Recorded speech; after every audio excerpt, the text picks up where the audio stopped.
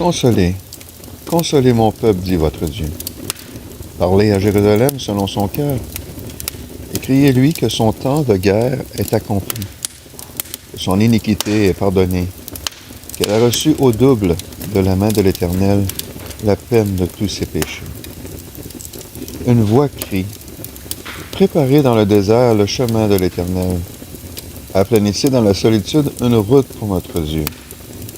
Toute vallée sera comblée, toute montagne et toute colline seront abaissées. Les lieux montueux deviendront une plaine, et les lieux raboteux une vallée. Alors la gloire de l'Éternel sera manifestée, et toute chair en même temps la verra, car la bouche de l'Éternel a parlé. Une voix dit, crie, et on répond, que crierai-je?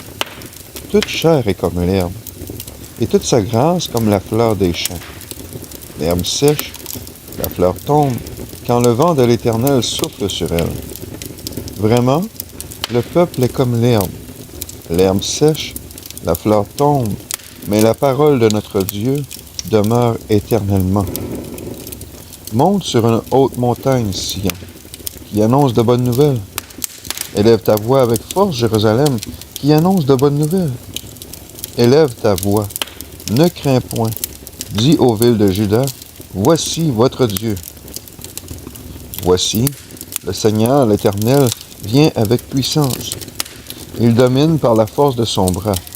Voici, son salaire vient avec lui, et sa rétribution devant lui.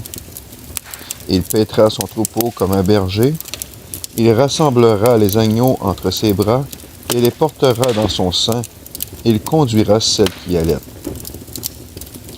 Qui a mesuré les eaux avec le creux de sa main, et qui a pris avec la paume les dimensions des cieux? Qui a ramassé dans un boisseau la poussière de la terre? Qui a pesé au crochet les montagnes et les collines à la balance? Qui a mesuré l'esprit de l'Éternel, ou qui a été son conseiller pour l'instruire? De qui a-t-il pris conseil? Qui lui a donné l'intelligence et lui a enseigné le chemin de la justice? Qui lui a enseigné la science et lui a fait connaître la voie de la sagesse? Voilà, les nations sont comme une goutte qui tombe d'un seau, ou comme la poussière d'une balance. Voilà, les îles sont comme la poudre qui vole.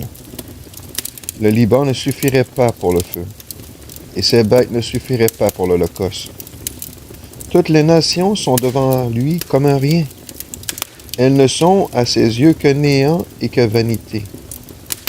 À qui donc feriez-vous ressembler Dieu? Et par quelle image le représenterez-vous? L'ouvrier fond une idole, et l'orfèvre étend l'or par-dessus, et lui fait des chaînettes d'argent.